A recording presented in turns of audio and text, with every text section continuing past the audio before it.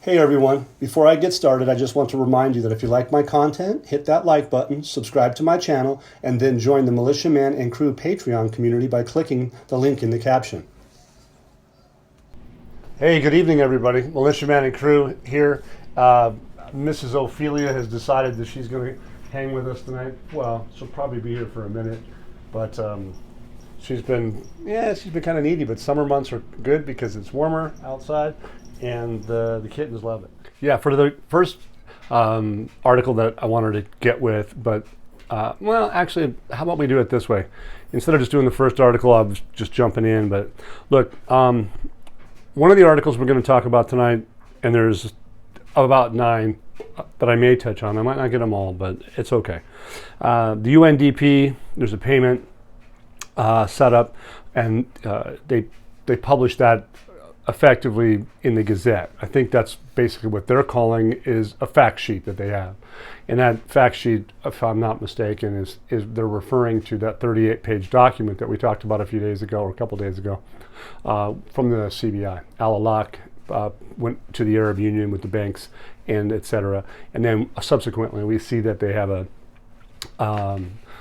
publication in the Gazette on the 29th of April, and it has to do with electronic real-time payments, etc. So the next thing is the speaker, there was a non-vote on the Speaker of the House. It didn't happen, and it looks like it's not an issue because there's an article that supports that. They're going to keep working. They're going to keep doing it. When they get it done, they're going to get it done, but it says that their normal work progress outside of that portion is going to keep moving forward. Today we found was nice to know that Pompey Peter and Petra and I had regular meetings and talks, and we analyzed a lot of the data that we talk about, and we vet it the best that we can, of course, because it's coming from certain things, and by no means do we try to leave anything out and manipulate that news. It's just that we report the news that we have, what we feel is applicable when we're available. We're not always available. Look, news comes out 24/7. We're not always available at that time, so keep that in mind. But the bottom line is that we do get the data, so that the executive order 13303 was signed today by the United States President. So basically, I take it as a positive, and we can talk about that. Next article was Soudani's urging the acting speaker to keep moving forward toward that 2024 budget schedules. And then there's the handing over the non-oil by the region, the revenue streams. That's from Kurdistan to Baghdad for the non-oil. That's in the news. The financing and projects and partnerships and cooperation with all the World Bank and the private sector, effectively. The American ambassador in Hakeem today, Romanowski and Hakeem, they're talking about what? Economics and reconstruction. If you guys read the article, and I suggest you do, when it talks about 13303, it talks about reconstruction, it talks about security, it talks about a lot of stuff, but they have bullet points in the article from the president today.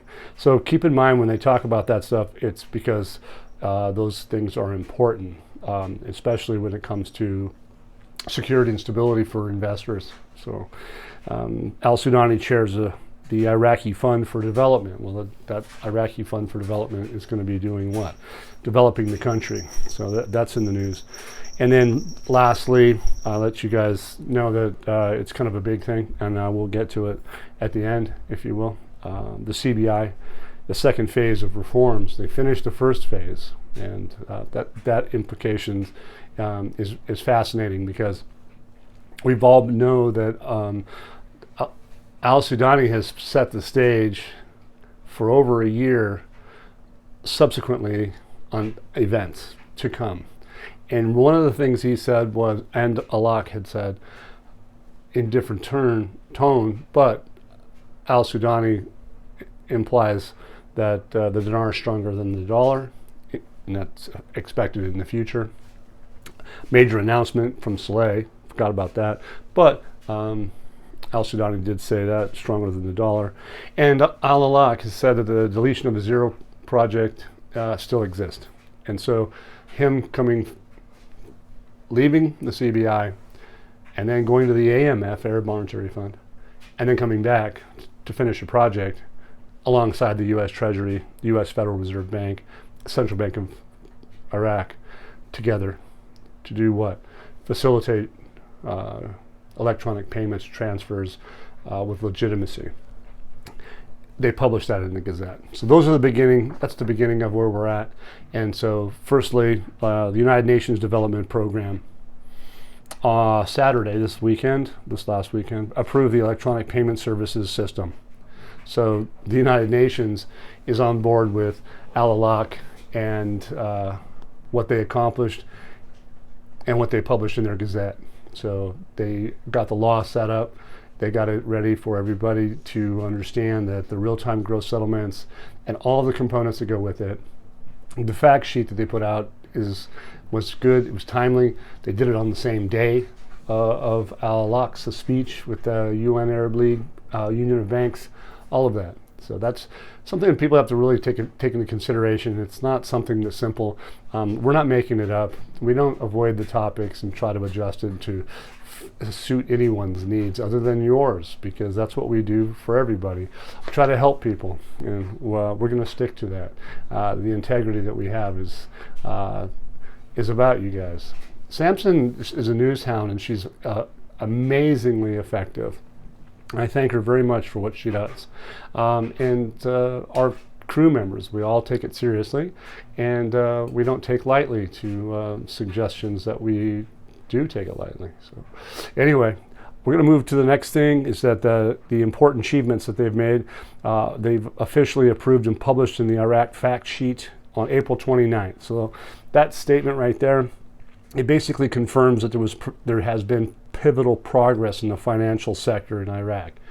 Obviously, Alaq's done what he said, so the UN development program is giving kudos to Al-Alaq at the Central Bank of Iraq. So there's more to that story, but basically, if you guys have any questions and concerns about it, I suggest you get your translator out, go to the CBI's website, print that document, and read the whole thing. It's 38 pages. So it doesn't take too long. But anyway, so the next thing is that a gentleman by the name of Al-Buzari or Bozanu, I don't know. Anyway, I'm terrible with names, you guys. Forgive me. I don't mean to be rude. I'm not. Failure to elect the Speaker of the House does not disrupt the work of the House of Representatives. I talked about that.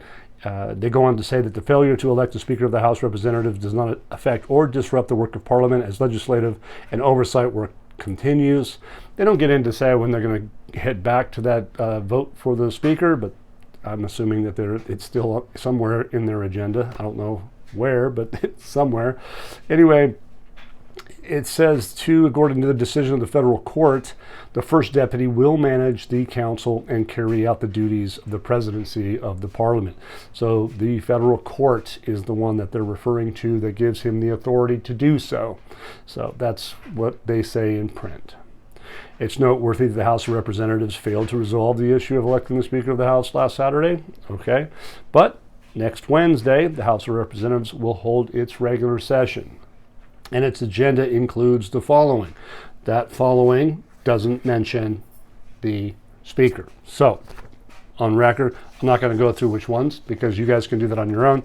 Again, you'll probably need a little translator to do that, but we've done that ourselves, and it just shows that what I just said is true. So, message to the Congress on the continuation of the national emergency with respect to the stabilization of Iraq, which is Executive Order 13303. And when was that signed? And when was it signed by the President of the United States? It was signed by the President of the United States today, May 20th, Joseph R. Biden Jr., White House, May 20th, 2024. Okay, so that's taken care of. What does that do for you? What does it do for us? Well, basically what it does is, in my view, so you guys have to read it, and there's many of them. There's Executive Order 133303. There's the Executive Order 13290.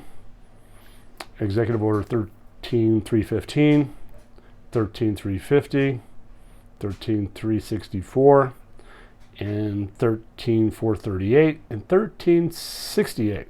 Okay, so I would suggest that if you want to know what they all mean and why they correlate, have fun, because it'll take you a little while. I don't know if you could probably do that faster than the 38 pages, but nonetheless. Okay, so to me, what does it mean? It just means to me that there's some protections for Iraqs, for the debtors, because you got to remember Saddam Hussein was highly in debt when we moved in the past, and to the tune of over 100 billion, could be 200. I don't remember the exact number. I don't know if I ever knew the exact number, but really close. So that's a lot of money. And anyway, Paris Club relieved them from some debt. They allowed them to pay down that debt. And interestingly enough, if you guys are paying attention and you do some research, you'll see that Iraq has pretty much paid everybody off. Okay, they paid off Iran, they paid off the IMF, and they paid off Kuwait. So they pretty much have taken care of a lot of business. Do they have external debt?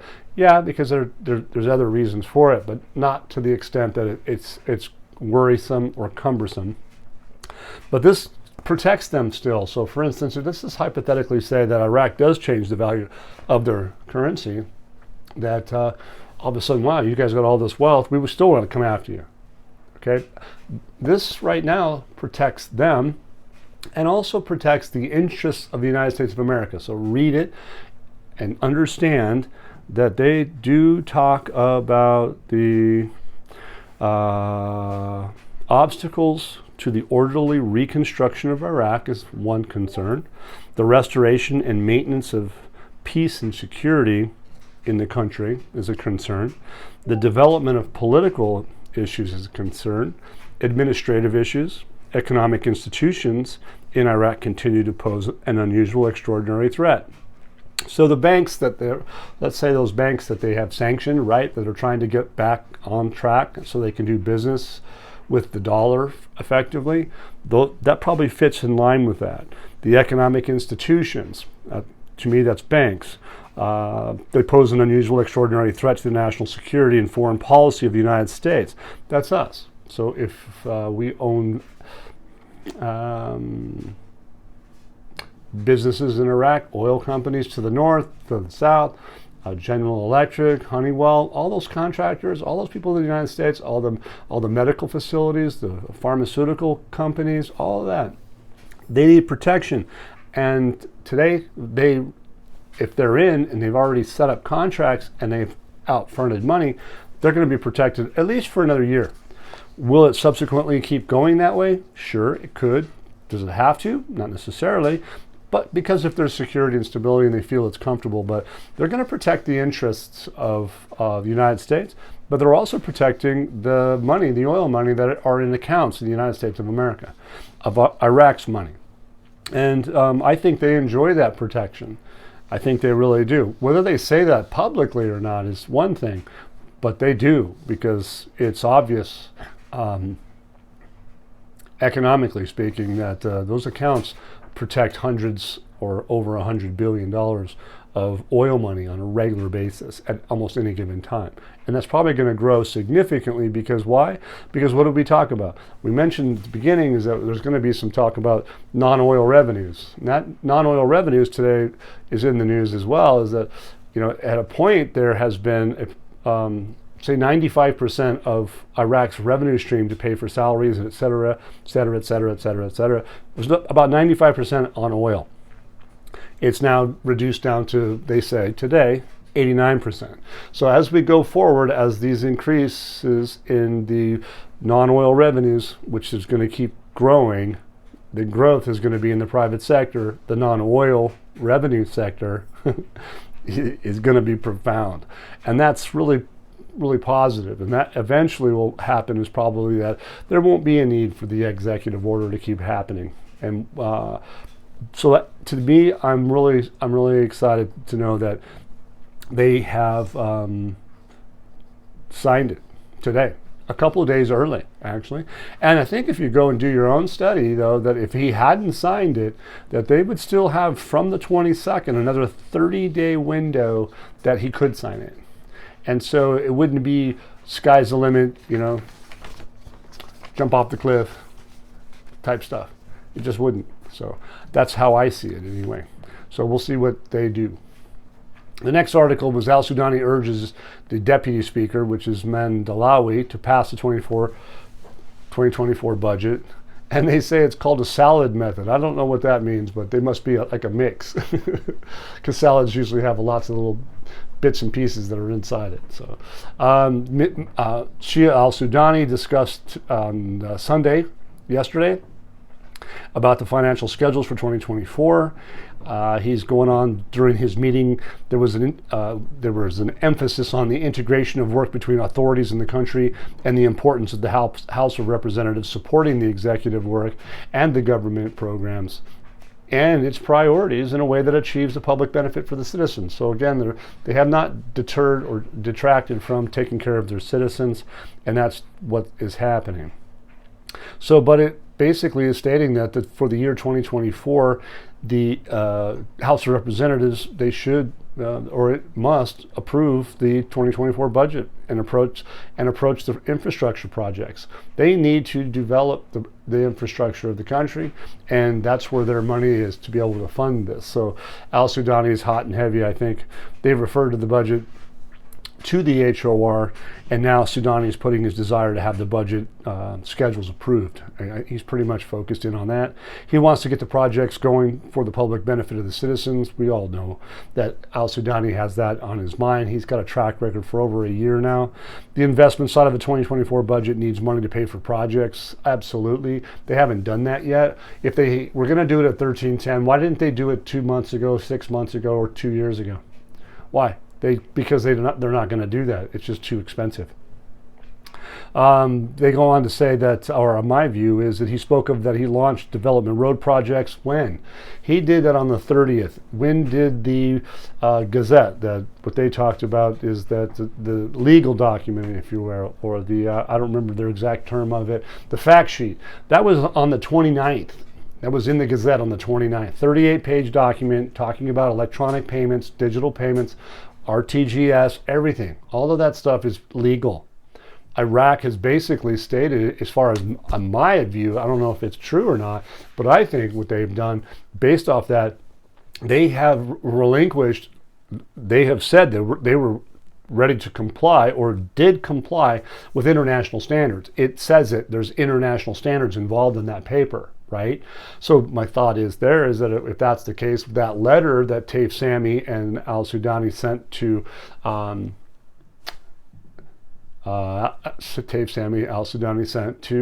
the IMF would have been, hey, we're willing to take those obligations, and here's the proof of it on the 29th. Al-Sudani says on the following day, the 30th, we've launched the development road project. That was on the 30th. Contracts sometimes have 30, 60, 90-day windows. Here we are in a situation where he's got to pay. He's pushing in this article for the 2024 budget to be done. Why? Because he has a time crunch possibly. And so if it was in the Gazette on the 29th, the next morning he wakes up, says on the 30th. So you've got a time crunch, 29, 30, give it 30 days. Is that a back wall for everybody? I don't know. I don't know, but again, it looks great. Are we waiting for the executive order 13.303 on the 22nd? No. Why? It's already signed, already done. Gives them credit. They got room to move. The businesses are going into Iraq. Honeywell, McKesson, GE. I mean, all of them. They have protections because the United States is still involved. And in Iraq, they have a protection because they have that ability to avoid having debtors come back after them. So we'll see how long that takes. I don't care if it takes years and years and years for them to get out from under it. It's not going to be my problem. Are they going to change the value of their currency within that time? I'm pretty sure they are going to. They're going to need to pay for all these objects, all those materials, all those rebar, the cement, All of that stuff is expensive at 1310. It's not so expensive if it's back in a previous era, like they were back when they were in the Saddam Hussein era even, okay? So let's just see what happens.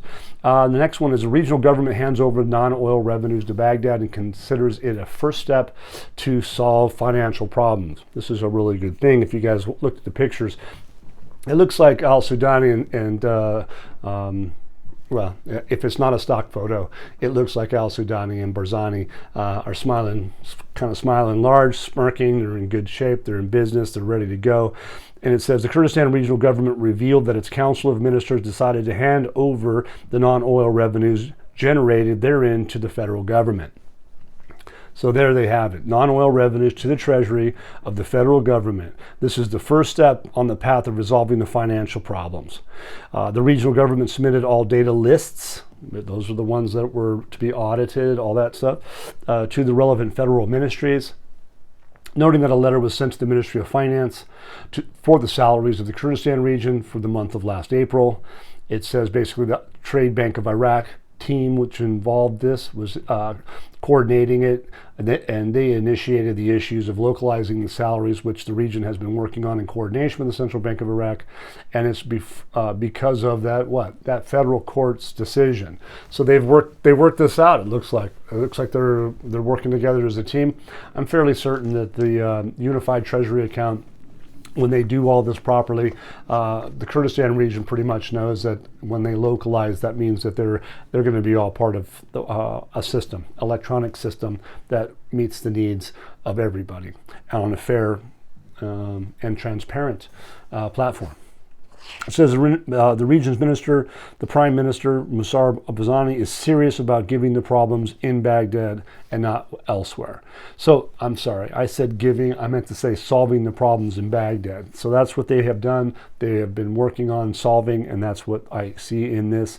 They're on top of this as far as these issues are concerned. They say almost daily communication with the Prime Minister Sudani and with the region, which is Barzani. So they're doing all of this now. So there's going to come a time, you guys, where they're literally going to finish and meet eye to eye, because it's going to be a unified treasury account, and that's going to equate to Kurdistan, you want to get paid? Baghdad, you're going to get paid? Yeah, everybody's going to get paid out of what? That unified treasury account. The hydrocarbon law, all of those things. And you haven't seen the oil flow from Turkey yet, have you? Interesting. I didn't even think about that today, but now I just did, because the fact is that it hasn't started flowing yet. Why is that? I think I've been talking about why, and then we're waiting to see that why happen so that the spigot can open. Planning discusses with the World Bank ways to enhance cooperation and finance the development road project. So you got a stack of bankers from the World Bank in meetings doing what? These guys are going to try to finance every project they possibly can get their hands on. Why? Because there's an interest on that money. They're going to make money. It's going to help others make money, but it's going to be a cost to that money. And the World Bank's got their hands in it.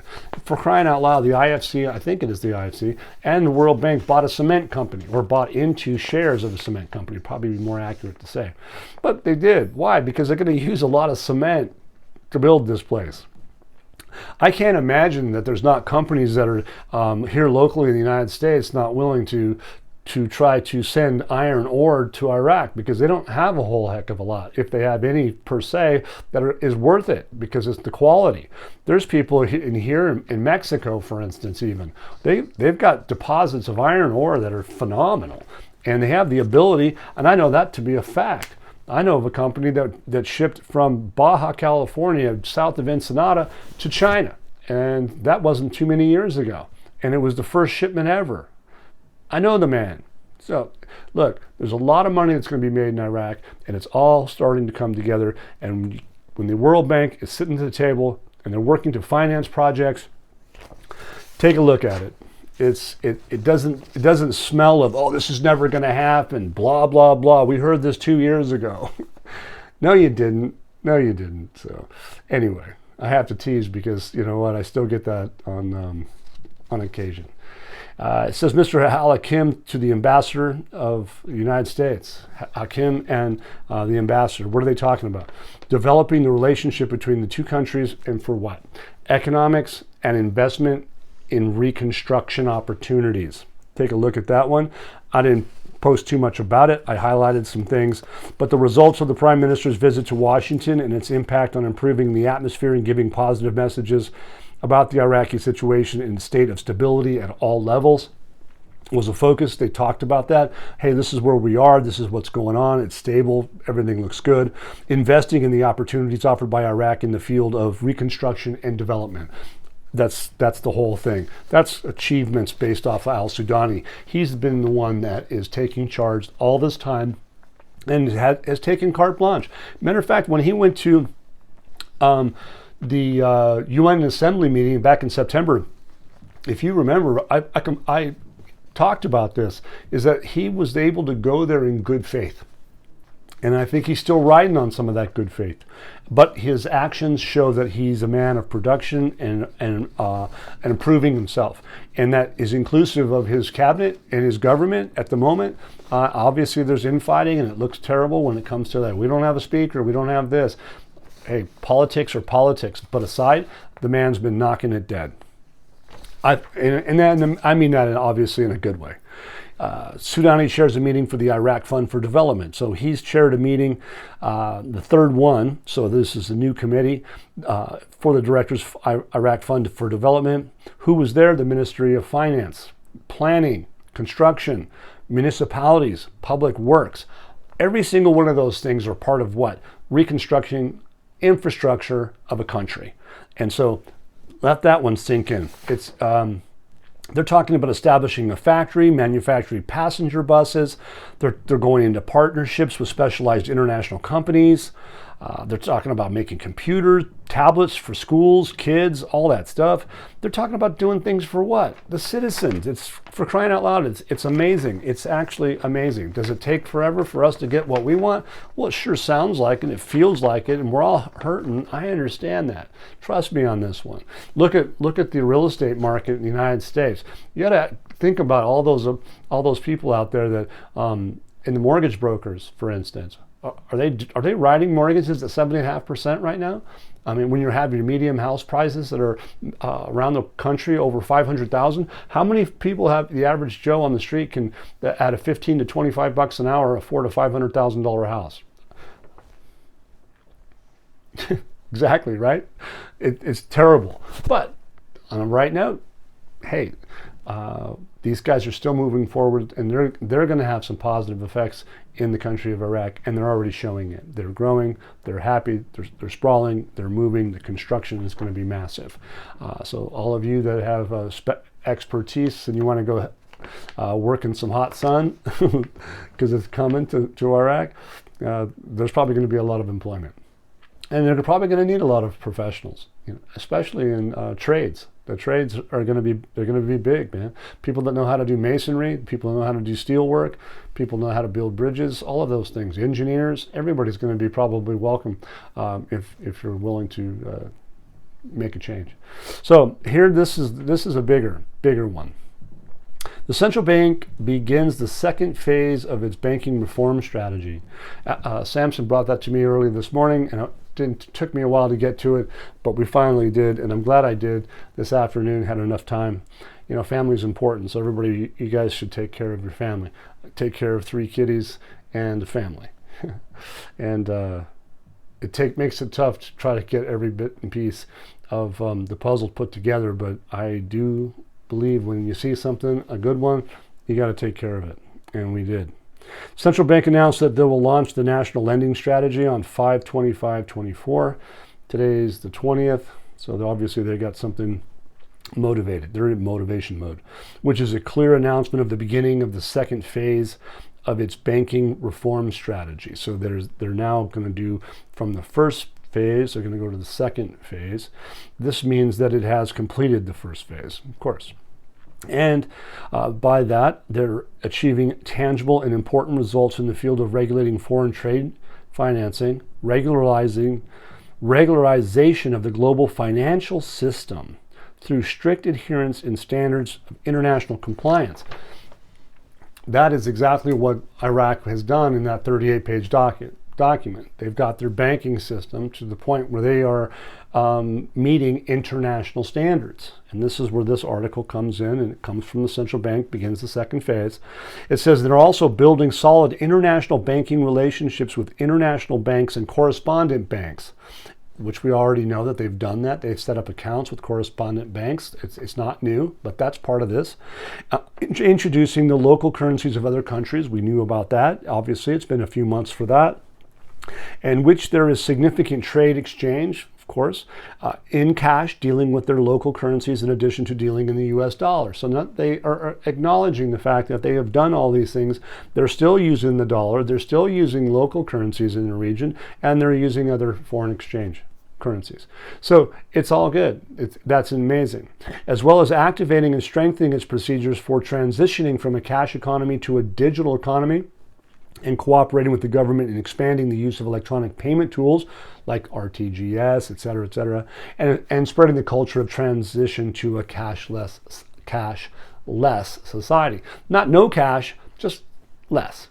And certainly the above tasks occupied a large part of the efforts of the local and international level. So everybody is working together as a team to do this. So it's not new. It's not just Iraq. So get that out of your head, please, if you could. If you can't, that's fine. But the bottom line is it's not all about Iraq. But guess what? It is about Iraq. Just not all about Iraq. Iraq's got to interconnect with the world, you guys. They're going to have to be in sync at some point in time. They can't just randomly go, I'm going live with you and I'm not going live with that guy. I'm going to go live with this guy and that guy, but not you. That doesn't work that way. They're going to do it at once. If they go into the Forex system, it's going to be an international, it's going to be fast, furious, and it's going to be to the point. That's how I see it. Could they do something within the country prior to that? Sure, why not? Educate the citizens, do what they got to do, or if they've already done that, which they probably already have, enough so that they probably feel confident that the citizens are going to understand that their old currency, ones that they had, fills, where they had lower, smaller notes, the reason why they had them is because they had value to their currency. It needs value. And Iraq's got a lot of it. They've just told you today they increased their non-oil revenues by 6%. That in itself is a massive amount. So, and is it going to grow? Of course it's going to grow. They're just getting started. It's going to be amazing. So this article right here, and it's in the forum. It's central bank begins the second phase of its banking reform strategy. It might be the last one I posted today, and for good reason. Save the best for last, right? This one is a good one. So if you want to read it closely, it's a good idea. The implications are that Iraq has finished the first phase of monetary reforms. They are now in the second phase. That will be reflected in the stability of the Iraqi dinar. In the stability of the Iraqi dinar. In the end, you know what? Back up. I forgot. One more thing. One of the tasks that they have to begin work to rehabilitate the banks that have been restricted in using the US dollar and to comply with international standards. That's one of the focuses that they have. Their joint committee with the Central Bank of the US Department of the Treasury, and through the work of these banks, foreign trade transfer activity from previous years will be analyzed and audited, and the recovery of the Iraqi dinar is inevitable. Will return. The recovery of the Iraqi dinar will be inevitable. So I'll read it again. What will be achieved from the second phase of the banking reform strategy will be reflected in the stability of the exchange rate of the Iraqi dinar and the recovery of the Iraqi dinar inevitably. Al-Sudani, he's the guy that told you is that the dinar is going to be stronger. His term was the dinar will be stronger than the dollar. And here it's stating the banking reform strategy in the second phase will be reflected in the stability of the exchange rate and the recovery of the Iraqi dinar inevitably. Bingo. So, again, the Al-Sudani launched the Development Road Project because of the Central Bank of Iraq made herself legal and was published in the Gazette that they have international standard compliance. And they go on to say that with real-time gross settlements, that 38-page document I mentioned is on their CBI's website, so you guys can look at the evidence of that, get your translator out, because that's what you're going to need. Al Nasuri, he's someone I listen to, always have for many, many years, whether I was with Militia Man and Crew or those subsequent many years prior.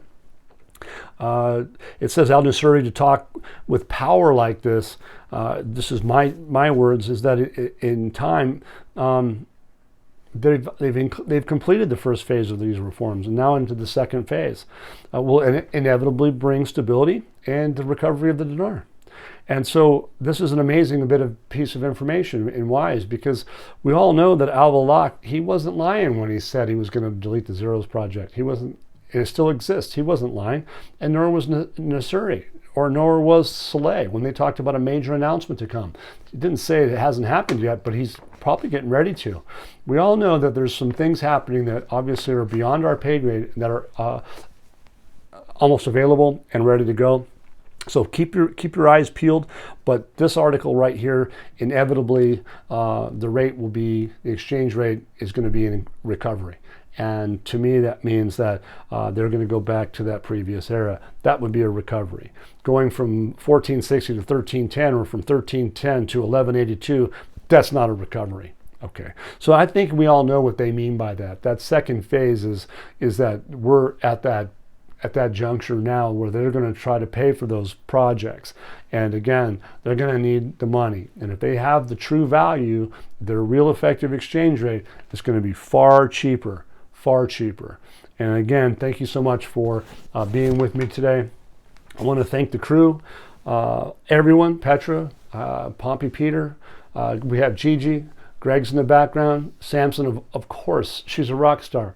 If you don't find value with Patreon, you go into Discord and see how much news you can get in the first thing in the morning. Because remember, we have time zones. She's a day ahead of us, almost a full day here in America. That's where she's at. Okay, so being able to glean and have that experience the way she does is very valuable. Get an analysis for me and others. Helps paint the picture of where are we? What does this mean? How does that happen? Come on in. Come into Patreon. Go to Discord and see what you can find. I think you'll be happy. All right. Enjoy. Thank you very much for being with us. If you like my content, please tap that subscribe button and like, of course. And we also have the PayPal, Venmo, and Zelle to help keep this information coming. Thank you. Once again, guys, don't forget to hit that like button if you like this content. Subscribe to the channel or join us at the Militia Man and Crew Patreon community for even more exclusive content. You can also donate to this channel by hitting the links in the banner to help keep this page up and running. Your generous support is greatly appreciated, as always. Much, much appreciated. Thank you so much and have a great day.